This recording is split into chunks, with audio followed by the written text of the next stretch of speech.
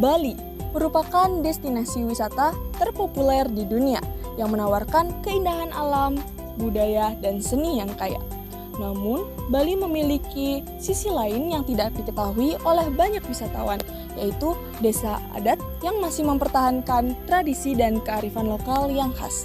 Desa-desa adat ini merupakan tempat di mana kita dapat melihat kehidupan masyarakat Bali yang asli, yang masih menjalankan ritual, upacara, dan aktivitas yang sesuai dengan aturan adat yang ada secara turun-temurun.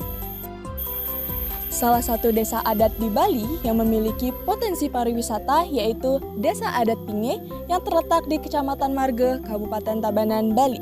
Dan saat ini kami sudah berada di lokasi dan ingin mengeksplor lebih jauh tentang Desa Adat Pinge, Bali. Yuk ikuti kami dalam mengeksplor lebih jauh tentang Desa Adat Pinge, Bali. Desa Adat Pinge menghadirkan pesona keindahan alam yang memukau. Kondisi lingkungan yang bersih dan asri tidak hanya menciptakan suasana pedesaan yang nyaman, tetapi juga memberikan ketenangan dan keindahan yang memanjakan mata. Selain itu, desa ini juga memiliki beragam kesenian, adat istiadat, dan kearifan lokal yang menarik untuk disorot. Dalam menggali informasi terkait Desa Adat Pinge, kami melakukan sesi wawancara langsung dengan jero Desa Adat Pinge berikut. Pertama-tama perkenalkan dulu. Nama saya Imade Jadriaso, Desa Adat Pinge. Desa Adat Pinge.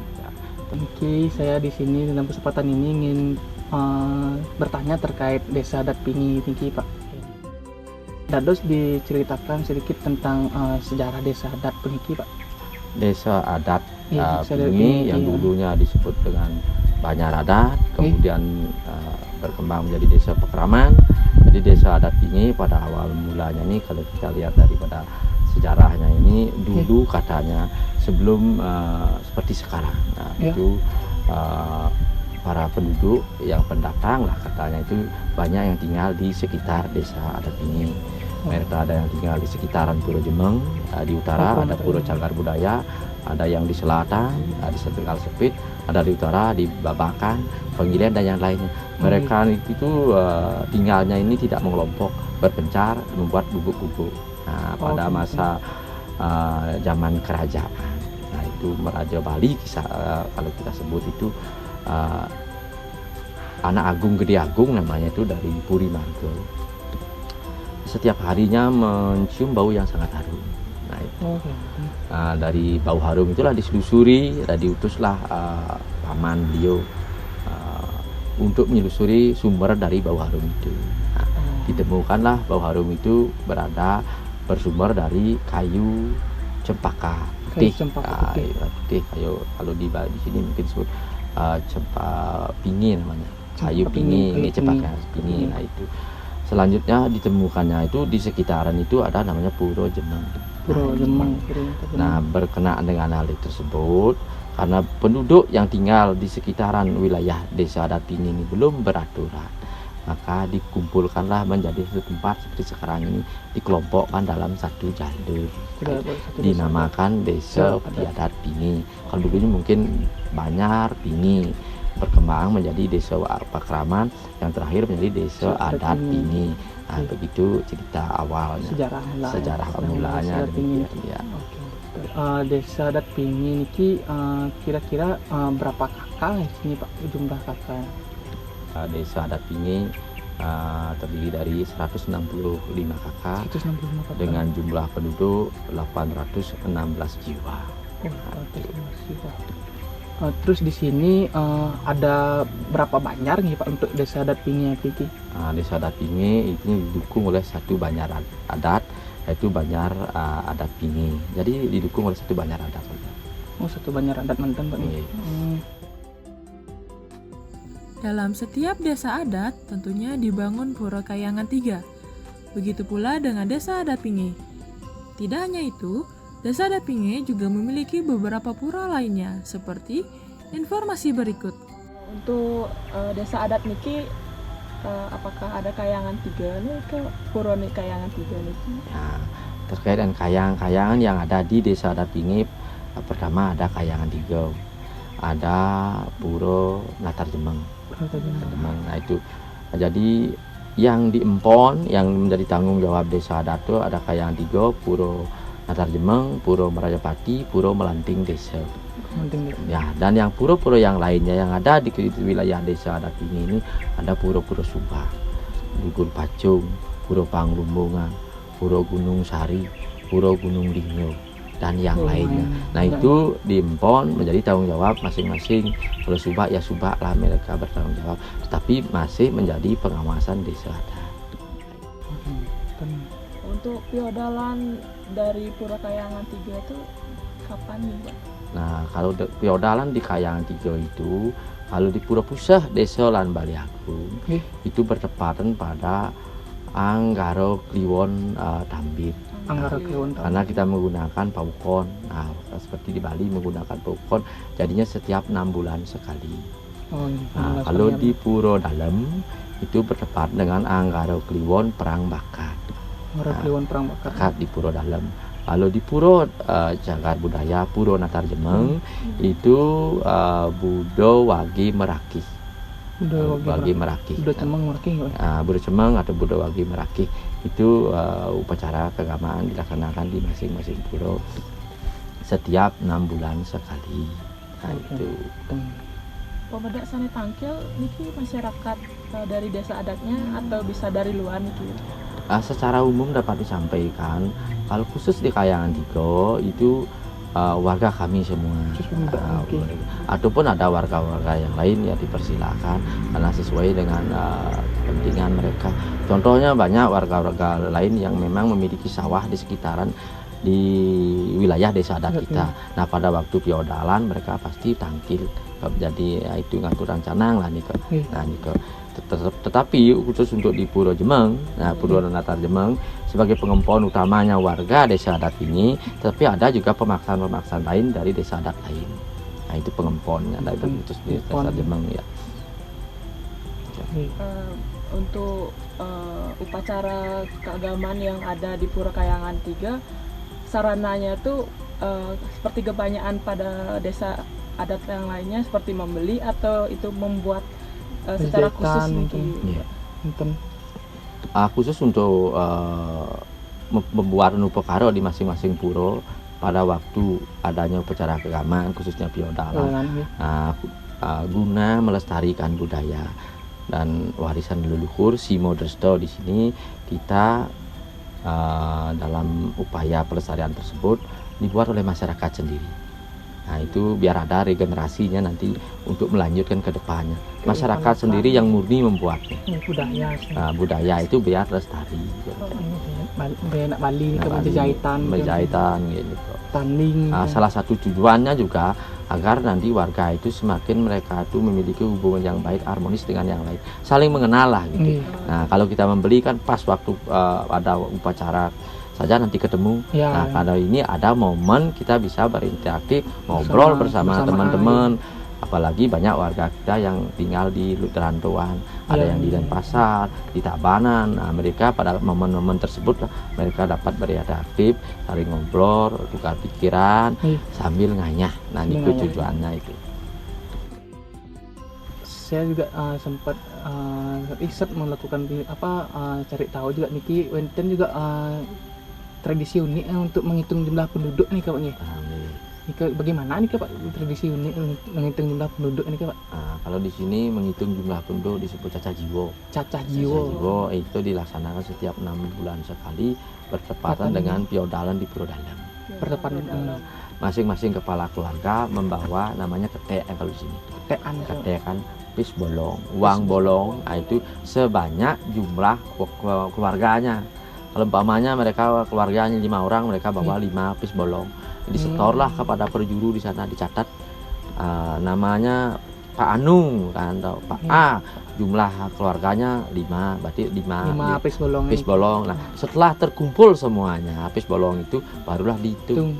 Dihitung berapa jumlahnya, jumlahnya itu dihitung, diketahui lah berapa jumlah penduduk desa adat ini.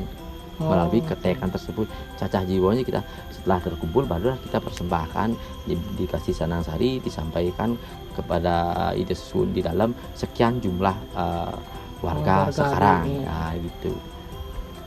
Oh seperti itu. Oh Iya. itu unik ya berarti ya di Ya, desain desa Cajiwo sensus penduduk. sensus penduduk Ya. secara skala nih skala Ya, itu kan itu, berarti Pak. Pak, ya. Ya.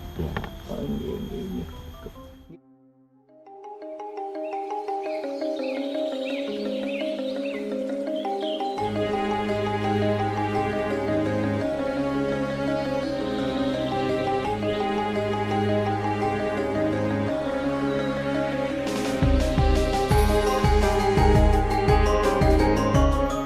Baik, selain memiliki Pura Kayangan 3 yang merupakan syarat sebagai sebuah desa adat, desa ini juga memiliki Pura Dangkayangan yang bernama Pura Natar Jemeng. Nah, pura ini terletak di bagian utara dari desa adat Pinge.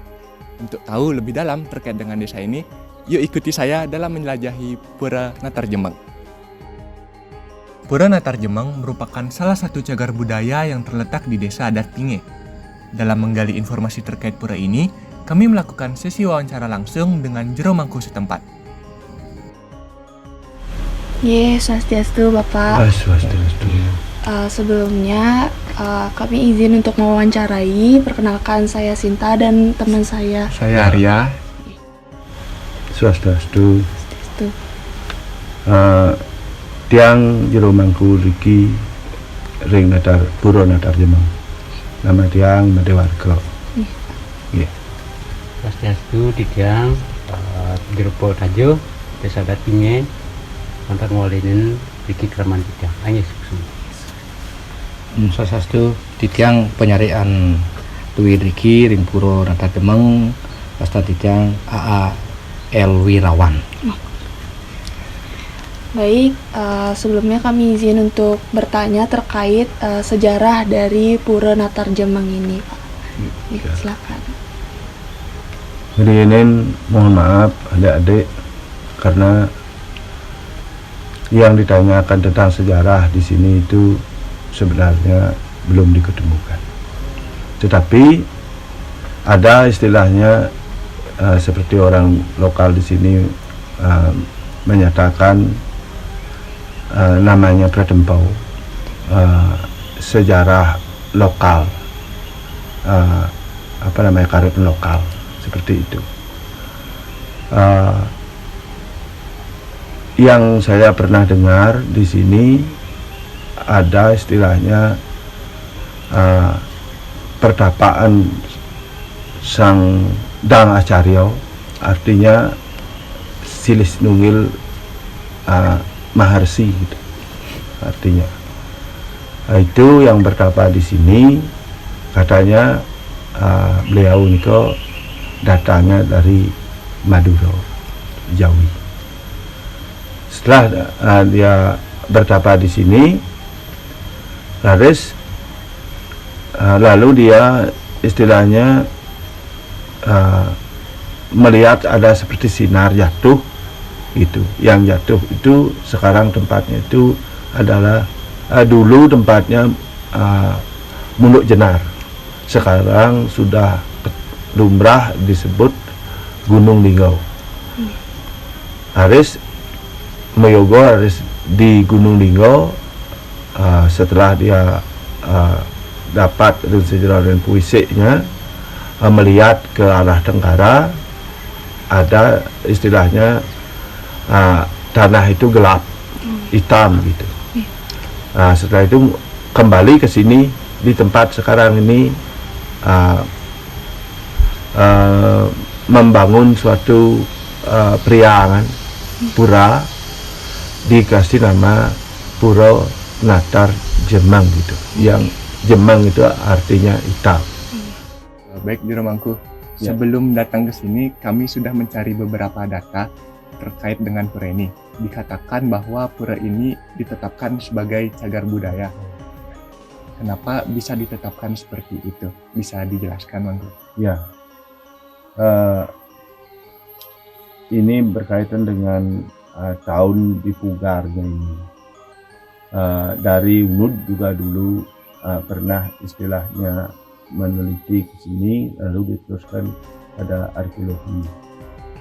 Setelah itu datang arkeologi sekitar tahun 83 ke sini, lalu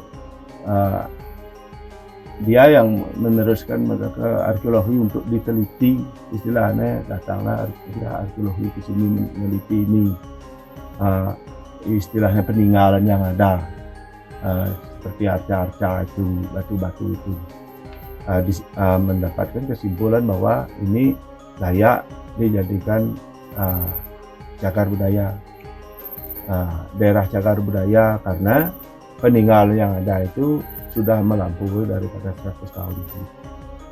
Hanya itu ya. Ya. Pada tahun kapan itu mulai dilakukan prosesnya?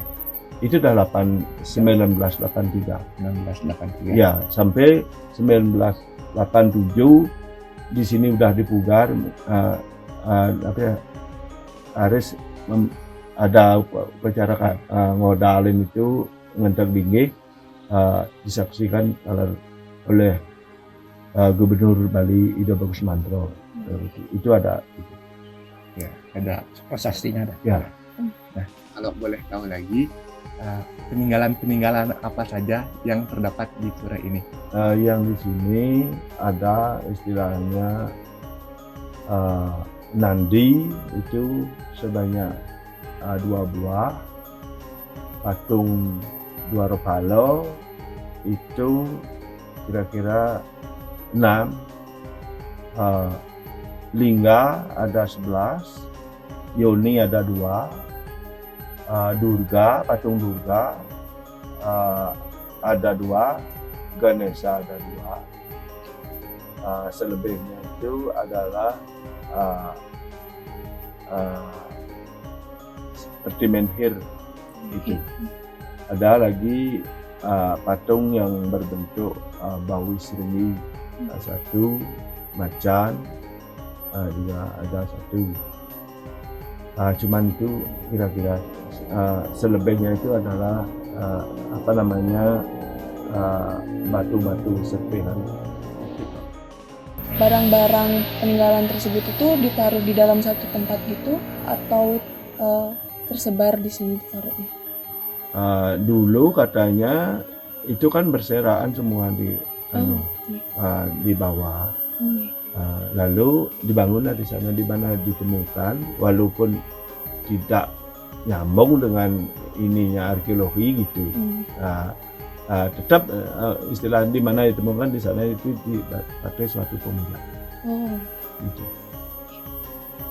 Hanya itu kira-kira yang ada lagi satu yang tidak seperti bajro istilahnya, gentel itu. Dan juga tongkat itu, cetekan istilah itu. Nah, untuk piodalannya dari pura ini, pura kapan dilaksanakan? Setiap kapan? Kalau di sini, kalau bahasa Balinya istilahnya setiap tahun Paukon, artinya per 6 bulan sekali, yang berjumlah berapa 210 hari. Nemonin di hari Rebo wage ukun merakih dalam tahun Chandra untuk nasional kan, dalam 1 tahun itu di sini udah ketemu 2 kali. Cuman yang satu itu odalan biasa, yang keduanya itu odalan majelis sari, asalnya agak kecil, alit. Nah, seperti itu. Lalu kalau misalnya ada masyarakat luar yang mau nangkil ke sini, apa ada mekanisme yang harus diikuti sama sarana apa aja yang harus disiapin sama mereka? Ya, kalau seluruh penangkilan coba yang sarang kata jemput. Ini semua adalah dari ini pengerahan penampilan ring Buro Desa, melalui arso tangkil, dikirim reban itu, menurut manut itu, menten pesto, melalui ring jernih kemari, ring nyeningkan uang untuk ikan, melalui ini tentang kuniko benten ketimbakan pendados orang ke pinggir ini taler menawi benten nodal nageng yang sedioning penampilan raw memiliki berusaha.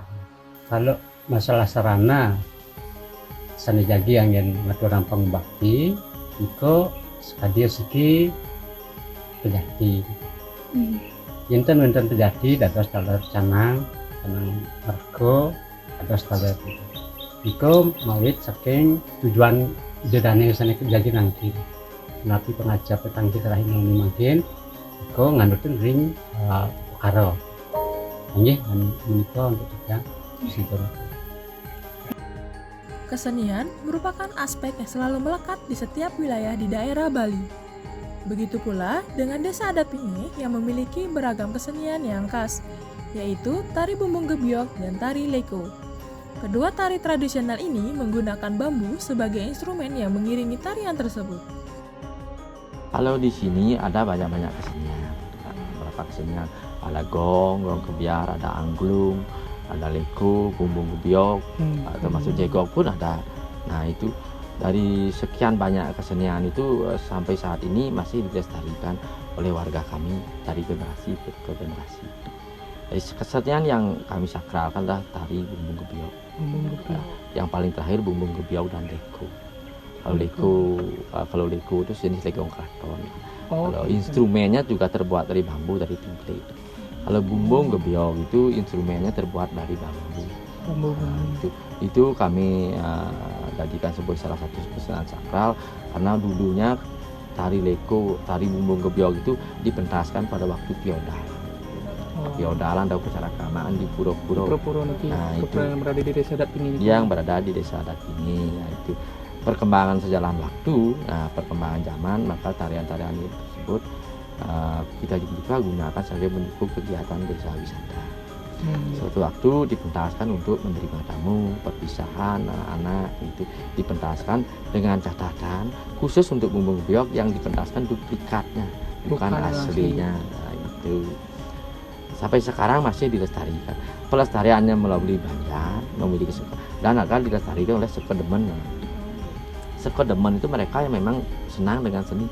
Mereka melestarikan seni-seni yang ada di desa adat ini. Nah, itu dengan kesadaran mereka sendiri. Bumbung gebyok ini bagaimana sih tari ini Pak? Tari yang bumbung gebyok itu adalah tarian yang dulunya ditarikan, memang pakemnya tidak ada nyeledep gitu. Gitu. Tari kuno ini. Ditarikan oleh wanita? Ditarikan oleh wanita. Ditarikan wanita. Pas waktu pelestarian ini pada waktu itu kita gali kembali tarian-tarian yang pernah ada itu. Awalnya ada beberapa aja yang masih, yang lainnya mungkin sudah kembali. Yang itu Tuhan Yang Maha Esa ada 2 orang. Jadi dipentaskanlah mereka untuk menunjuk bagaimana tarian itu di Bali Banjar. Yang menabuh pun masih ada beberapa juga bagaimana pakem tabuhnya. Nah, ditirulah oleh para seni-seni kita yang ada di desa ini untuk melestarikan gamelan dan tarinya. Kalau sekarang semua sudah tidak ada. Nah, gitu. Di generasi penerusnya sekarang sudah ada beberapa generasi lah. Nah, sudah ada. Terus ini bertahap kita terus latih anak-anak untuk belajar baik menabuh ataupun menari. Berarti penari-penari aslinya sampun sami mewali gitu. Itu sudah ada, tapi generasi penerus terusnya masih sekarang masih sudah ada. Menarikan kembali. Ini sudah dilestarikan kembali oleh generasi-generasi. Untuk latihan dari tari tersebut ada jadwal khususnya atau tidak? Jadwal khusus tidak ada, menyesuaikan dengan kesempatan daripada para penari dan penabuh. Mereka memiliki grup sendiri. Kapan akan berlatih, kapan mau belajar, mereka sendiri yang menyepakati. Gitu.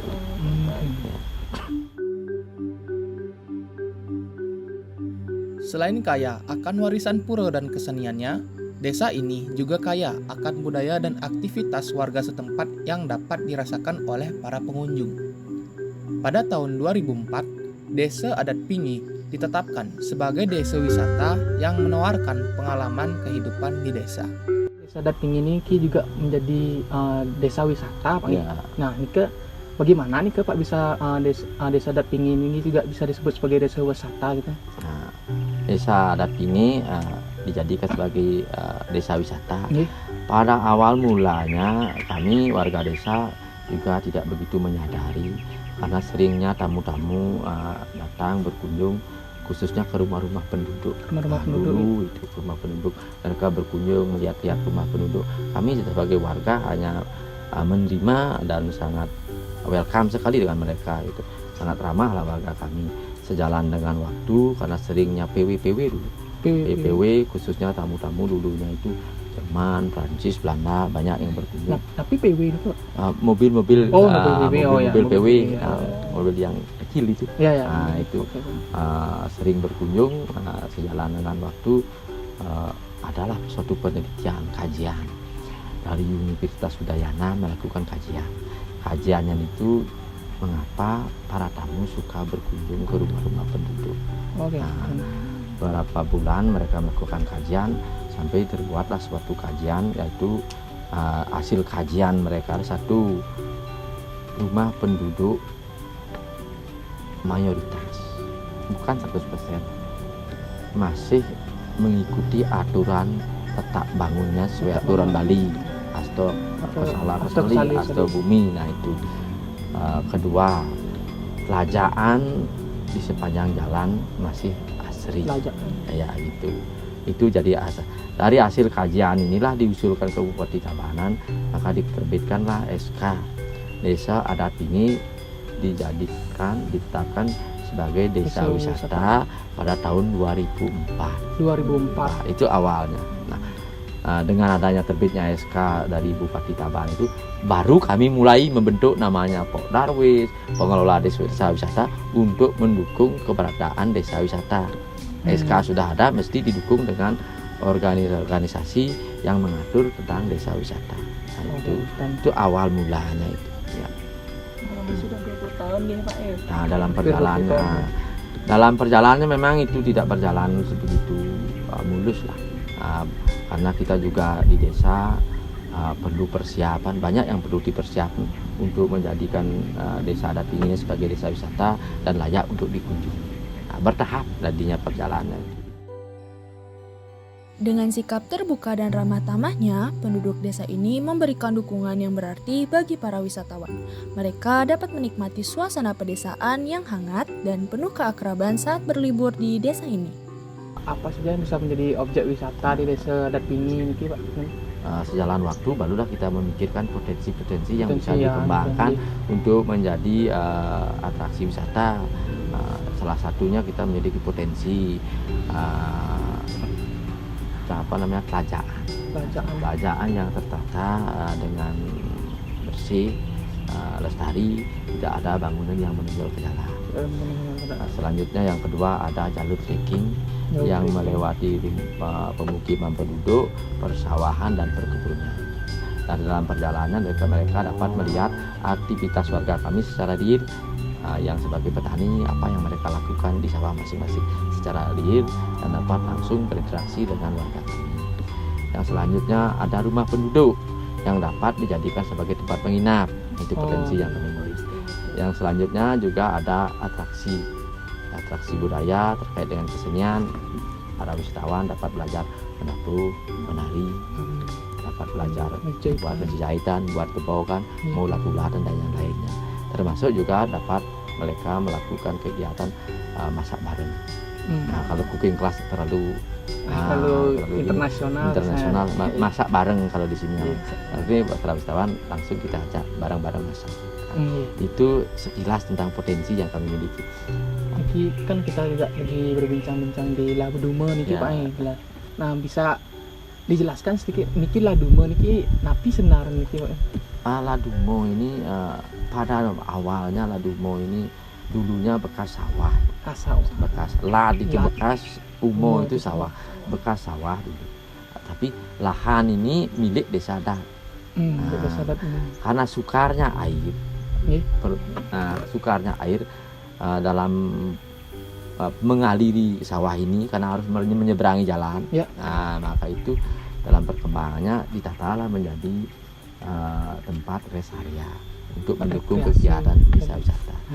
Nah, ini ditata mulai tahun 2019 kayak. 2019 Pas Covid, pas menjelang Covid pas berarti ya? menjelang Covid, pada momen Covid itu memuncak. Nah itu warga kami yang merantau banyaklah kembali ke desa. Ya kurang lebih ada 65 kakak yang tinggal di rantauan. Kembalilah banyak ke desa. Nah pada momen itulah kita ajak untuk menata kembali Ladumo ini. Nah, kita lengkapi dengan bangunan-bangunan yang lain, kita bersihkan, kita akan jadikan sebagai rest area. Jadi kita lengkapi dengan glamping, bangunan-bangunan yang lain sehingga layak nantinya dijadikan sebagai tempat untuk menerima tamu dan kegiatan-kegiatan desa wisata. Nah itu. Selain tempat rest area niki, fasilitas apa yang ada di Ladumo ini, Pak? Yang ada di Ladumo ini seperti ini aja. Kita siapkan untuk pertemuan, pementasan.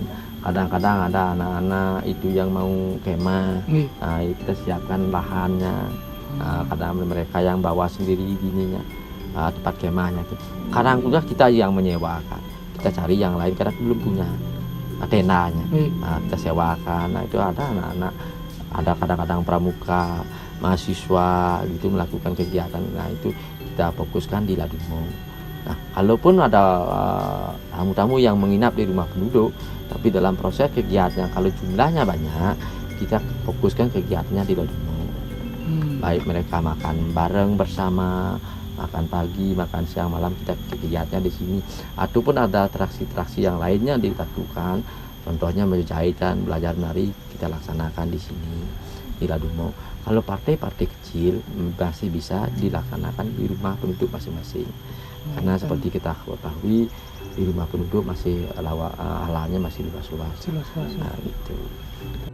Dengan beragam budaya dan kearifan lokal yang unik dan masih dilestarikan di Desa Adat Pingi ini, menjadikan suasana berwisata ala kehidupan di pedesaan menjadi lebih menyenangkan.